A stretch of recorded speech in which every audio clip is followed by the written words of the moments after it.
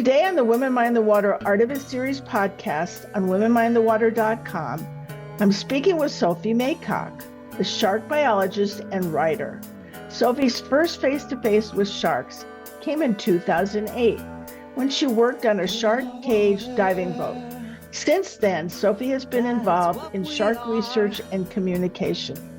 Her recently released book, Shark, the Illustrated Biography, features the life histories of a select group of sharks, and among other things, examines the roles sharks have in art, music, spirituality, and mythology. Sophie Maycock is the latest guest on the Women Mind the Water Artivist Series podcast on womenmindthewater.com. The podcast engages artists in conversation about their work and explores their connection with the water. Through their stories, Women Mind the Water hopes to inspire and encourage action to protect the ocean and her creatures. I am pleased today to welcome Sophie Maycock. She's well acquainted with sharks.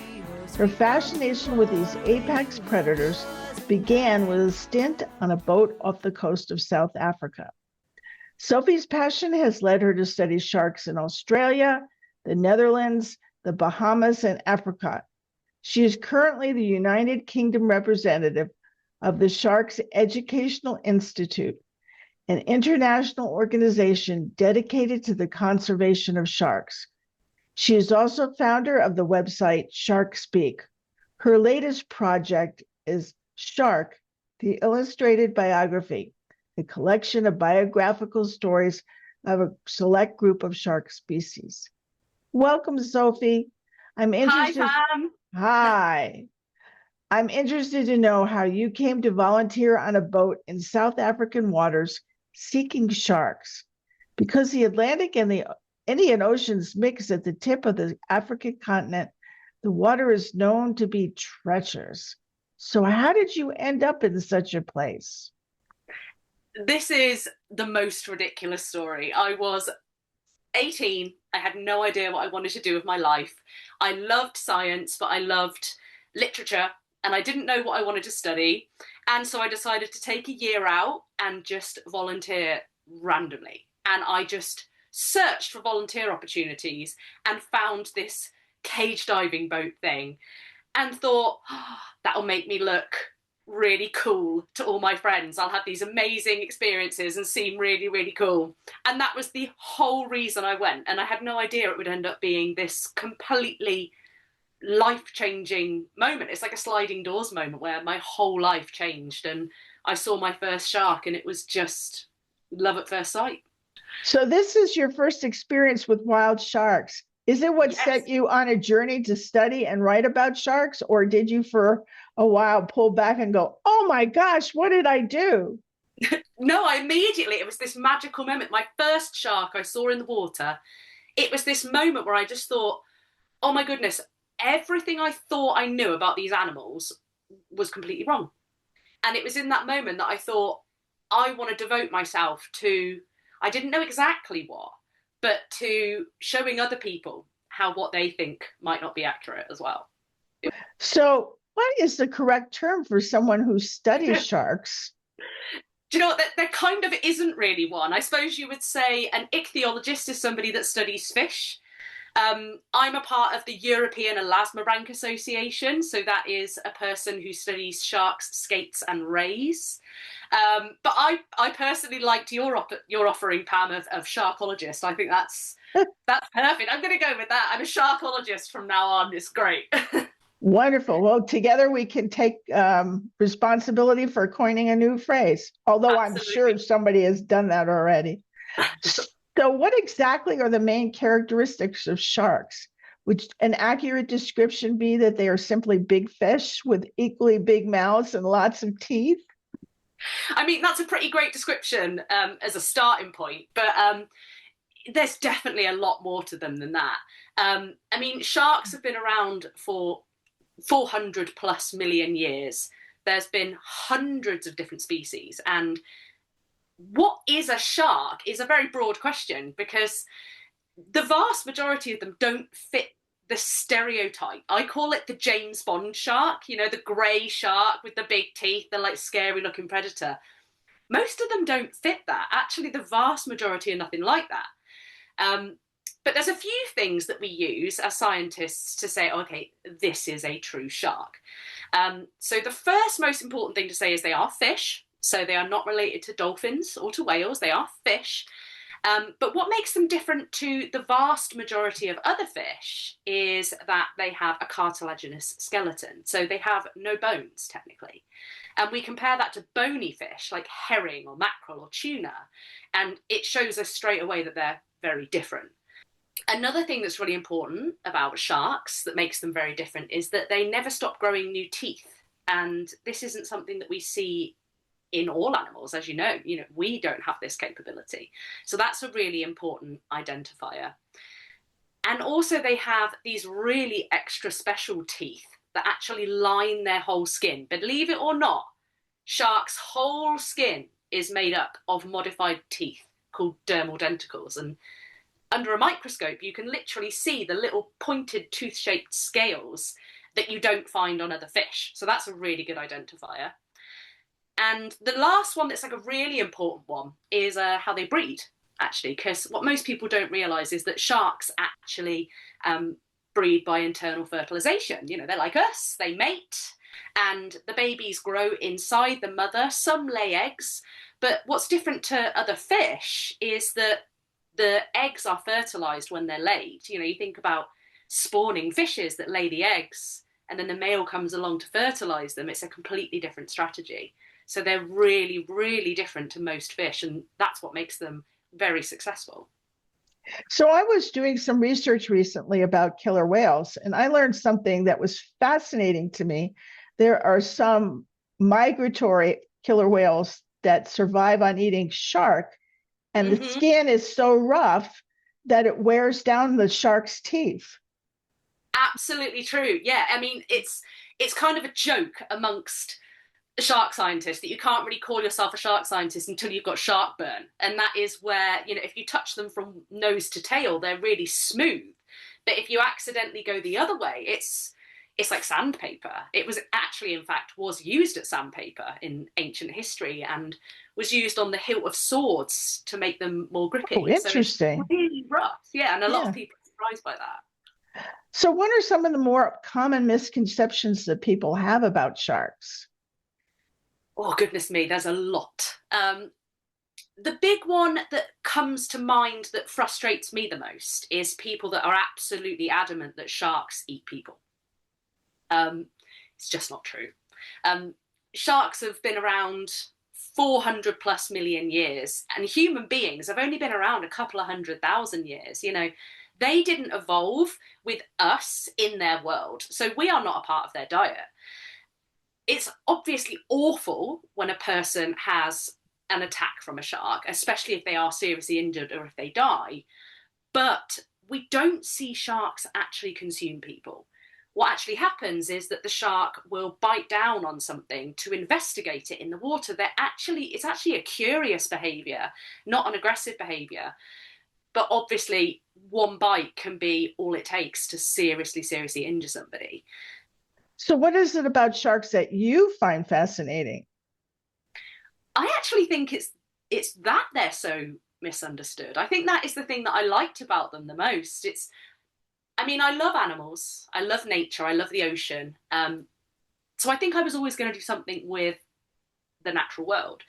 But I think I like that sharks are kind of the underdog. Like they have a bad reputation and people are wrong about them. And maybe I'm a little bit argumentative and I enjoy that back and forth of saying, oh, actually, no, like what you think is not accurate. Let me fascinate you with some facts that might change your mind. Maybe I'm just determined to be a little bit difficult and prove people wrong about sharks. Do you ever get scared around them? They may not be said to eat you, but they do have some large teeth. I think if you don't have a healthy respect, you are a fool, because, any animal, especially a wild animal, an undomesticated animal, is potentially dangerous, and sharks are potentially dangerous. And nobody really, in my opinion, should really be touching or interacting with sharks in the wild at all. They're respect them, leave them alone. They're an animal, let them do their thing. But when we're doing science with them and we're sort of studying them in that safe environment, you certainly don't feel afraid because we're trained to understand their sort of language. You know, you understand that if a dog growls at you, it's telling you to back off. I can look at a shark and say, oh, you need to back off there. You shouldn't be swimming so close because you're agitating it. So to me, it's as obvious as the shark screaming at me to go away. Okay.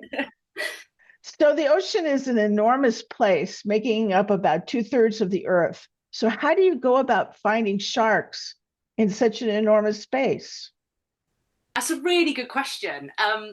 It's not easy, actually. A lot of it involves a lot of local knowledge. So, for example, if you go to a place, if you're ever interested in finding sharks, if you ever fancy sort of going a little bit of an explore, the first place to ask is always the local fishers. They are legitimate experts on the oceans and the creatures that live there. So it's a really great place to ask, you know, where might I find them? This is actually what my partner does when he travels. He goes and speaks to fishermen and says, will you take me out so I can see them? But the vast majority of sharks that a lot of people see actually live near the coasts. There are an awful lot of sharks that live in the deep seas, but we can't really see them. But coastal sharks, there's quite a few different things that you need to think about if you're trying to find them. Time of year is really important. You know, they migrate. So you can't just presume to turn up to a place and that they're going to be there. You know, always check the time of year that they're going to be around. Time of day is really important as well. So every different species of shark is unique. Some of them are nocturnal, and you could find hundreds of reef sharks around a coral atoll at night looking for food. But great whites, for example, they hunt at dawn and dusk. So you'd need to know that in order to go out at the right time to see them. But there's lots of other things that you can think about as well. So what habitat do they favour? This can be really important. So, for example, I was in the Canary Islands last summer and I was desperately trying to find angel sharks and I didn't manage to see them. But when you're snorkeling and scuba diving around the Canary Islands, you know when you see some sandy, gravelly bottom, like, oh, this is angel shark territory, because they love that kind of substrate. They love to dig themselves into that substrate. So you wouldn't expect to find them on rocks or corals. Whereas other sharks, that's exactly the kind of thing that they like. They like to be around corals or to hide in little crevices in rocks. So you've got to know what habitat to look for as well. Okay. So most of us never encounter a shark, except maybe in an aquarium. So why should people care about sharks? Oh, that's a really good question. And I actually love that question because in this world, you know, there's so many concerns that we have. And what is it about sharks that should make them extra special? You know, why should we be worried about sharks when there's, you know, there's climate change and there's flooding and there's all these things?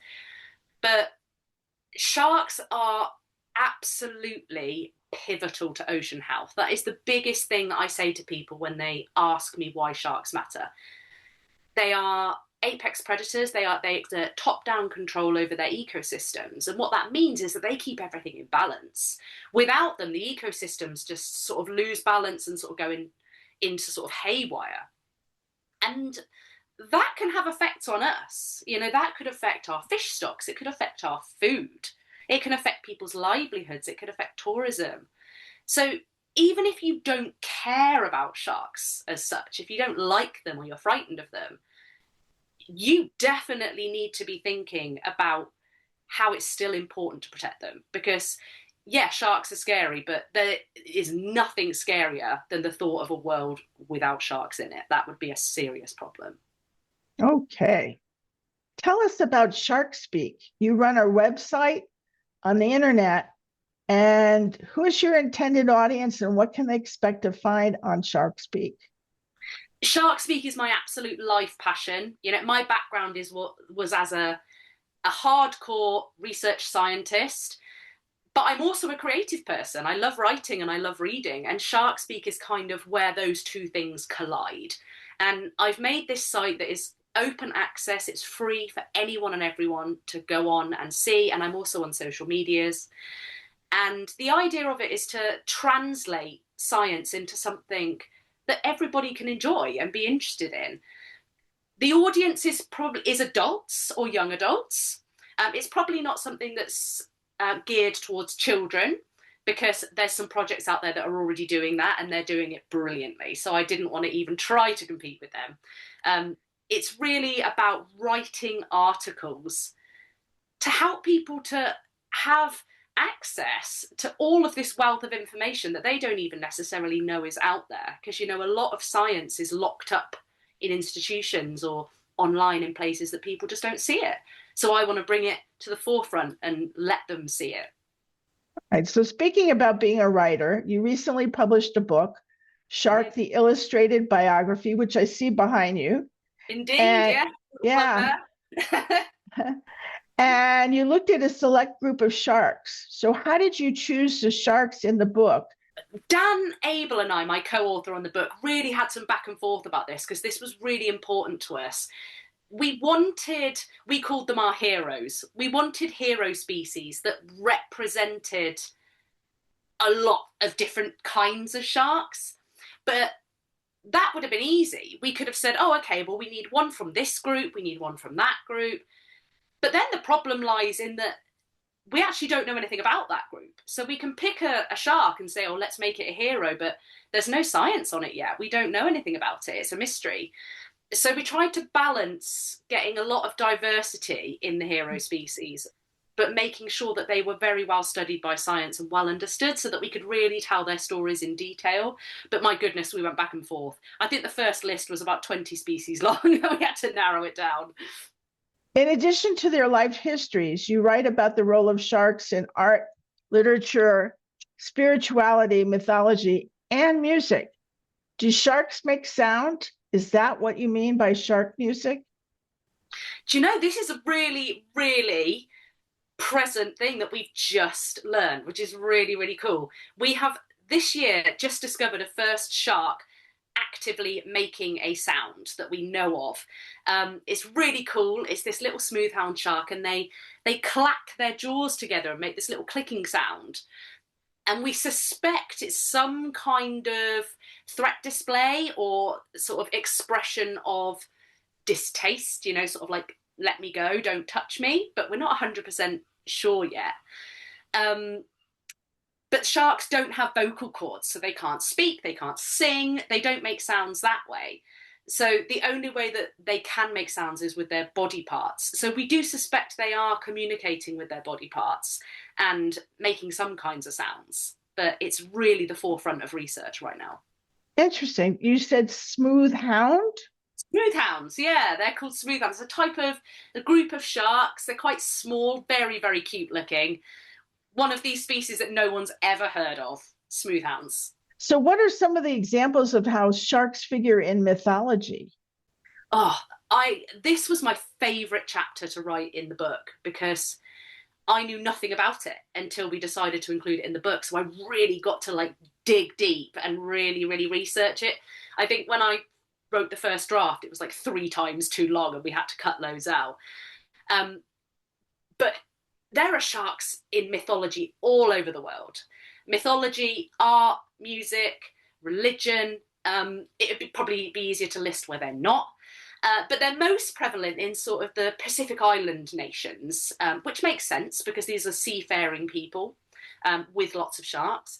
Especially Hawaii is a massive hotspot. There are lots of important shark myths there.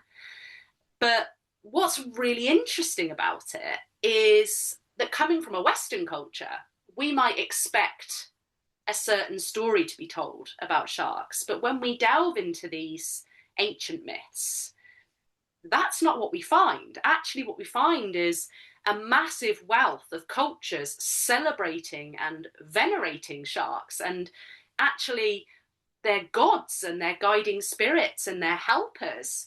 And you contrast that with Western mythology, where we've almost villainized them and demonized them, and it's very, very different. For example, one of my favorite stories that I discovered comes from the Mortlock Islands, about a group of people on a boat who were capsized in the ocean and going to drown. And they pray to their god, and he delivers a shark to them to protect them in the water and guide them home safely. You know, so really, that's really helpful guiding amazing spirits. Because usually that species that protects them and brings them home are dolphins. Yeah. I've never heard that about a shark. Yeah, so it's a beautiful story. Maybe they were witnessing this, or maybe they just honored sharks in that way as these beautiful, majestic animals in their world. So, Sophie, before we end, I'd like to ask you, as I do with all my guests, what our audience can do to make a difference for the ocean. Maybe there's something specifically that people can do for sharks. How can people make a difference? The biggest one for me that I think a lot of people don't know they can do is to choose as a consumer to avoid shark products. So a lot of people will immediately respond to that and say, oh, that's easy, I don't eat shark fin. Great, if you don't eat shark fin, brilliant, you're on the right track. But I can guarantee you that there's many other shark products that you didn't even realise you were exposed to. So for example, in Britain, it's very, very common for something to be sold as fish and chips to us, and it's actually shark. Really? Yeah, it's very common. And I say this to people a lot, and they're very surprised. But yes, it's a cheap meat. They can sort of sell it for a more expensive meat. They call it by sort of different names. It might be called rock salmon or huss or flake, but those names vary depending where you are. So it's always worth checking wherever you are. Is there some shark meat that is sold under a different name? It won't be labelled shark, but is it labelled something else? And that's a really good one to avoid. How can you tell if you're eating shark? I mean, you can't. It tastes very, very similar to a lot of white fish, but actually it is incredibly bad for you. Really, really unhealthy. It's loaded with heavy metals and toxins. So it's definitely not something that people should be eating. So even if you don't care about sharks, maybe avoid it for the health concerns as well. Uh-huh. But another thing that a lot of people don't realise is that shark products are in an awful lot of toiletries and beauty products, and people don't realise this. But they have this oil in their liver called squalene that is actually in a lot of vaccinations, and it's in a lot of moisturisers and a lot of sunscreens. So if you are somebody who is concerned about not wanting to contribute to shark fishing, check the ingredients lists on your moisturisers, on your makeup, and make sure it doesn't contain any squalene. Or if it does, that it is vegan squalene. And then you know you're not contributing to the problem. So at least you can then make the choice to reduce the demand for those products. Goodness, I'm glad I asked that question. I had no idea. Nobody ever knows this, I know. And it's like, why are we not screaming this from the rooftops? Well, you just did. And yes. I will put it on the website and people will hear. Brilliant. I am really grateful you came on the show. And I'd like listeners to know that I've been speaking with Sophie Maycock, a shark researcher and communicator. She shares factual information on her website, SharkSpeak, and her recently published book, Shark, the Illustrated Biography. Sophie is the latest guest on the Women Mind the Water Artivist series podcast. This series can be viewed on womenmindthewater.com, Museum on Main Street, and YouTube. An audio-only version and a transcript of this podcast is available on womenmindthewater.com, on iTunes, and Spotify. Women Mind the Water is grateful to Jane Rice for the use of her song, Women of Water. All rights for the Women Mind the Water name and logo belong to Pam Ferris-Olson. This is Pam Ferris-Olson.